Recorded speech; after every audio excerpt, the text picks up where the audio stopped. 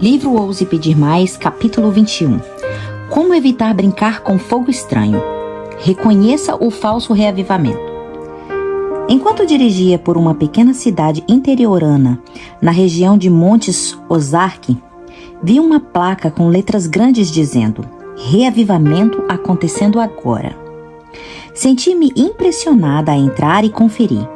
Então, virei o carro em direção ao estacionamento da igreja e me uni ao grupo que se dirigia a ela. Eu já devia saber, desde o momento em que entrei por aquela porta, que aquele não seria um culto comum de reavivamento, se é que os cultos de reavivamentos conseguem ser comuns. A música estava extremamente alta. Eu quase precisava tapar os ouvidos enquanto o líder do louvor animava a multidão cantando, ou melhor, gritando no microfone. Aparentemente insatisfeito com o louvor, o pastor apareceu no púlpito e gritou que se as pessoas realmente acreditavam em um Deus grandioso, precisavam agir de maneira correspondente e ficar loucas por ele. Em consequência, todos começaram a balançar os braços, a dançar enquanto cantavam. Alguns até pulavam para cima e para baixo. O tumulto no ambiente cresceu até ficar difícil de entender a letra da música que estavam cantando.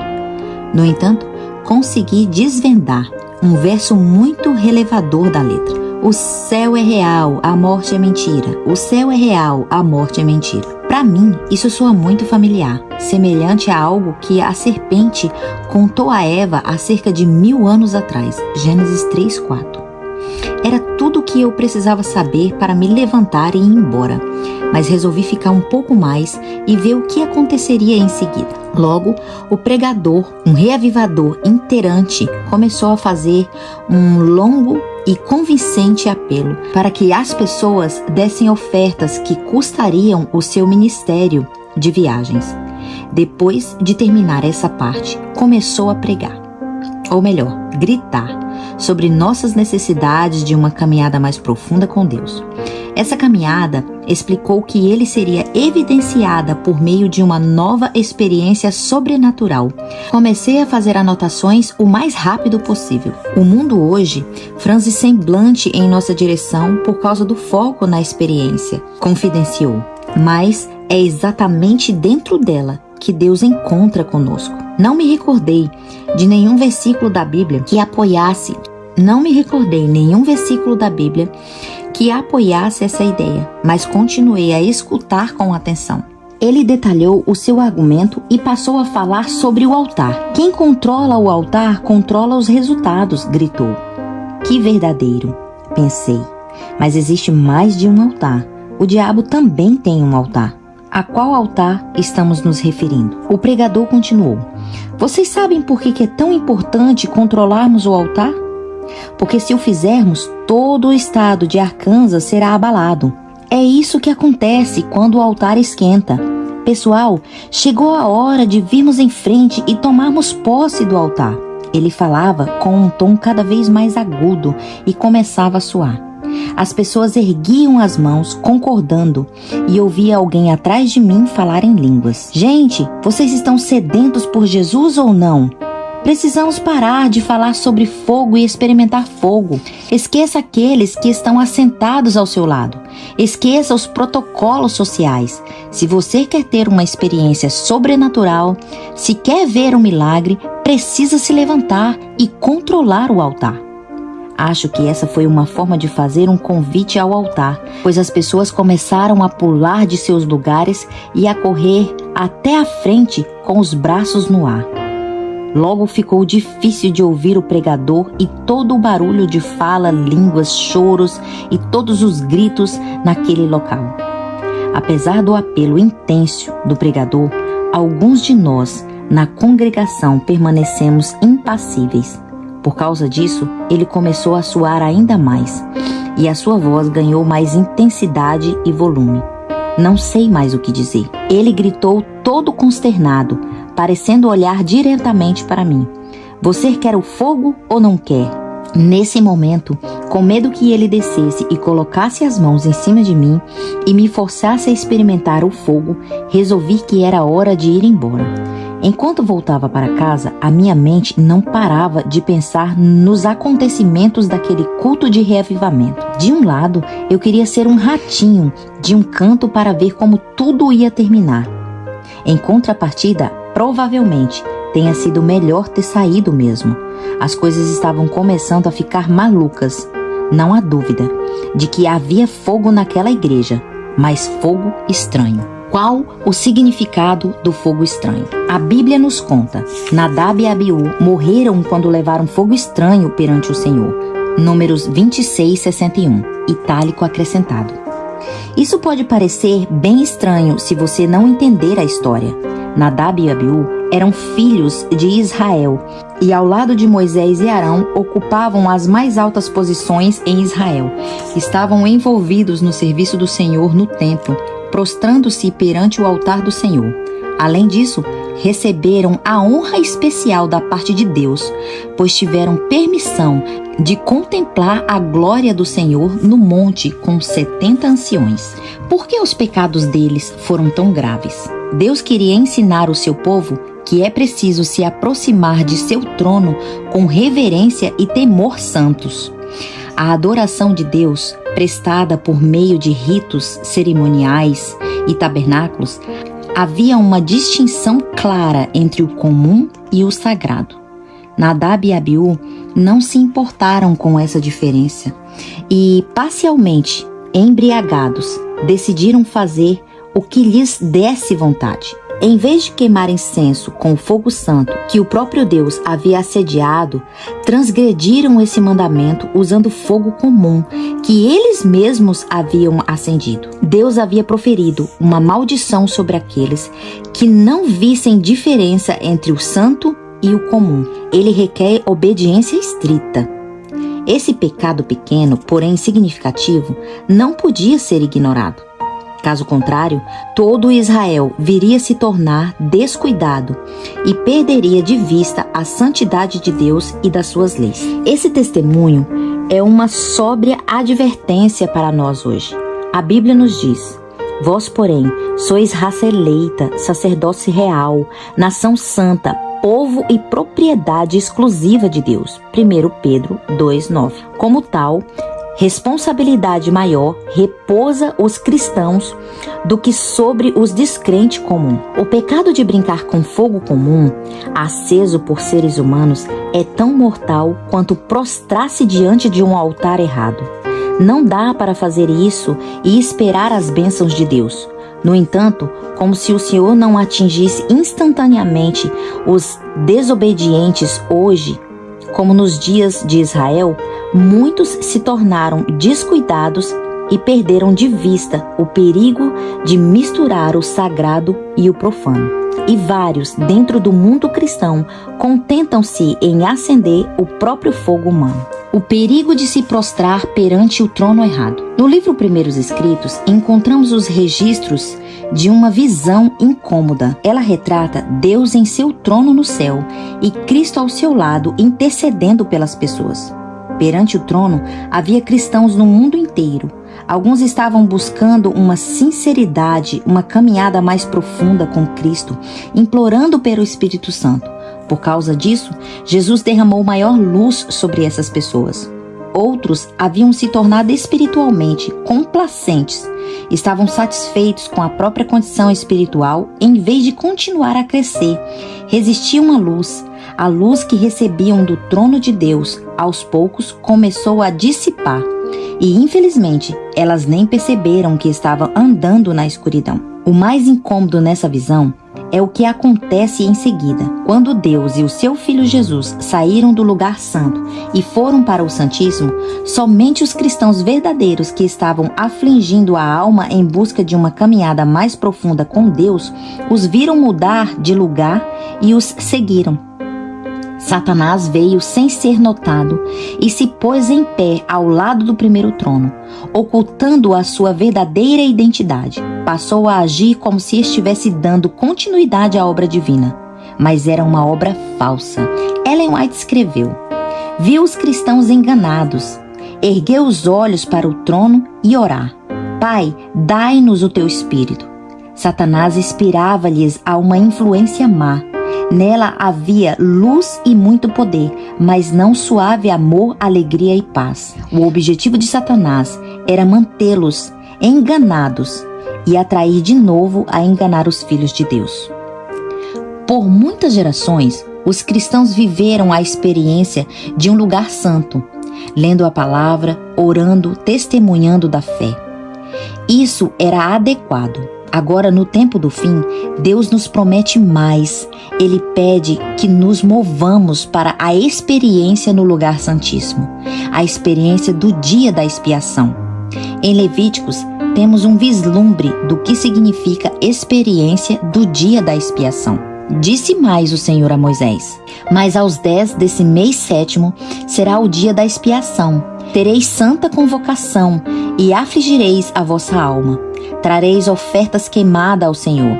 Nesse mesmo dia, nenhuma obra fareis, porque é dia da expiação, para fazer expiação por vós perante o Senhor vosso Deus.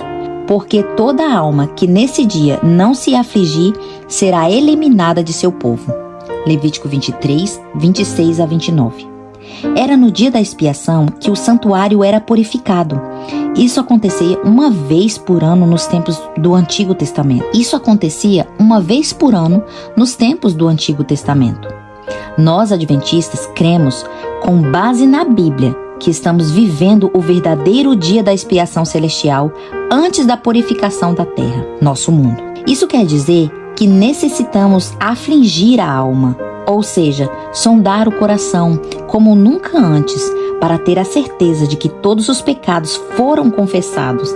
Também quer dizer que precisamos viver de acordo com a luz que Deus nos concedeu para a sua palavra. João 14:15, 1 João 5, 2 e 3. Não a fim de ser salvos, pois nunca seremos salvos por meio de uma vida justa, mas para nos preparar para a vida do céu. É essa experiência que nos deixa prontos para receber a chuva serôdia.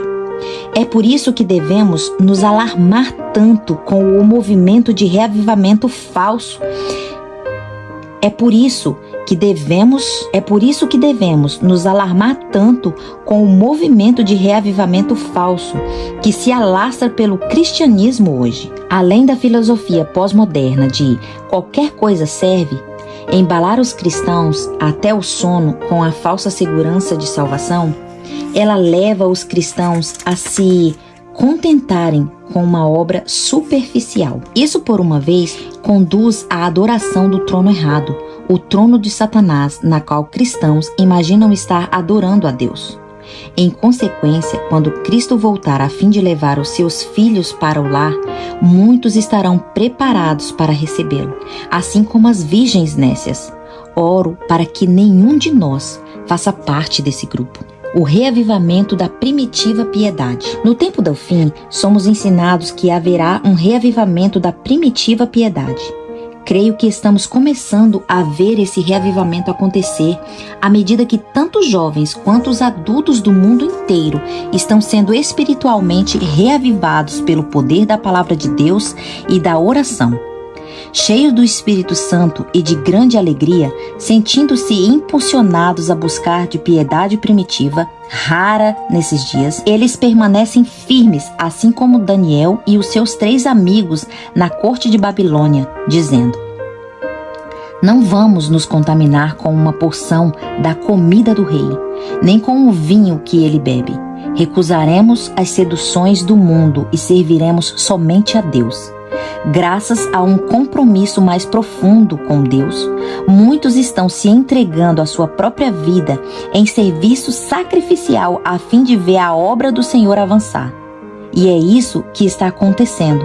A inspiração nos diz: antes dos juízos finais de Deus caírem sobre a terra, haverá entre o povo do Senhor tal avivamento da primitiva piedade como não fora testemunhado desde os tempos apostólicos. O Espírito e o poder de Deus serão derramados sobre os seus filhos. Naquele tempo, muitos se separarão das igrejas em que o amor deste mundo suplantou o amor de Deus e a sua palavra. Muitos, tanto os pastores como leigos, aceitarão alegremente as grandes verdades que Deus providenciou fossem proclamadas no tempo presente, a fim de preparar um povo para a segunda vinda do Senhor. O inimigo das almas deseja estorvar esta obra e, antes que chegue o tempo para tal movimento, esforçar-se-á para impedi-lo, introduzindo uma contrafação. Satanás está trabalhando em uma contrafação. Considerando que ela já teve cerca de 6.000 anos para planejar, qual você acha que é a qualidade dessa contrafação? É até assustador de se pensar. Como podemos experimentar o reavivamento da primitiva piedade e evitar a falsificação de Satanás? Falarei sobre isso com maior profundidade nos capítulos que se seguem. Por enquanto, a inspiração nos diz: é somente à medida que se restabeleça a lei de Deus e a sua posição exata que poderá haver reavivamento da primitiva fé e piedade entre o seu povo professo. Isso diz respeito à restauração da verdade, não a sua ou a minha verdade, mas a verdade de Deus. Essa realidade é significativa porque o adventismo foi fundado com a premissa de que o Senhor está nos chamando para nos movermos até a experiência do lugar santíssimo enquanto nos prepararmos para observar o retorno de Cristo. Assim, em vez de desconsiderar as verdades de sua palavra e tentar nos encaixar no cristianismo pós-moderno, devemos proclamar com ousadia as verdades bíblicas. E, em especial, compartilhar as 3 mensagens angélicas de Apocalipse 14 que Deus nos deu para estes últimos dias. À medida que o nosso conhecimento das verdades bíblicas centrais cresce, podemos nos sentir sobrecarregados por aquilo que o Senhor nos chama a fazer. Por esse motivo, é possível sentir tentação e adiar obediência e entregas completas, mas isso é perigoso. Ao falar especificamente para os pastores, Ellen White escreveu: muitos correm o maior perigo de falhar em se aperfeiçoar a santidade no temor do Senhor. Correm perigo porque, embora preguem a verdade da palavra de Deus, se não se permitirem que ela entre no próprio coração, acabarão do lado de fora. A vida eterna lhe passará de largo. É claro que esse não é um problema restrito aos pastores. Trata-se de um desafio para todos os filhos de Deus. Muitíssimos dos que hoje compõem as nossas congregações estão mortos em ofensas e pecados. Vão e vêm como a porta sobre os seus gonzos. Durante o ano, escutaram completamente as verdades mais solenes e comovedoras, mas não as possuem em prática. Portanto, são cada vez mais insensíveis à preciosidade da verdade. Embora professam piedade, negam-lhes o poder.